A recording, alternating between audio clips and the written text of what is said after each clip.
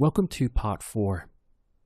Towards the middle or the end of the drill, many of you probably found that you were able to skip that intermediate step of the dot past of they and simply go directly into the sound of the past subjunctive. For example, hablar, hablara, comenzar, comenzara, utilizar, utilizara.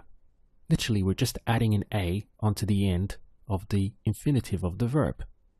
Even with verbs that weren't AR, subir, subiera, entender, entendiera, comer, comiera. Now this all works very well, but you need to be careful with the irregular verbs.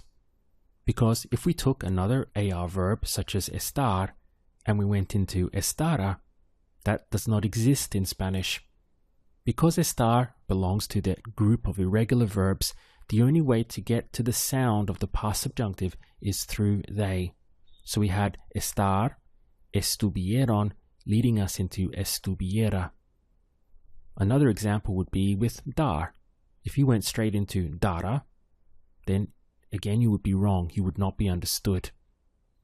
This is another one where we go from dar into the dot past for they, dieron, and that gives us the correct sound of diera for the past subjunctive. Another verb could be sentir. If you went to sentiera, you would not be understood. This is because sentir goes to sintieron for the dot past of they. This E changes to an I.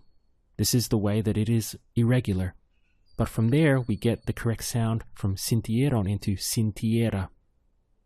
So while you can, with a great many verbs, simply use this system, hablar, hablara, comenzar, comenzara, utilizar, utilizara, or again, subir, subiera, entender, entendiera, comer, comiera, it does not work for irregular verbs. With the irregular verbs, or at least until you get used to them, the only surefire way to get to the correct sound for the past subjunctive is to go through the gateway of the dot past for they. So I just want you to be aware of that.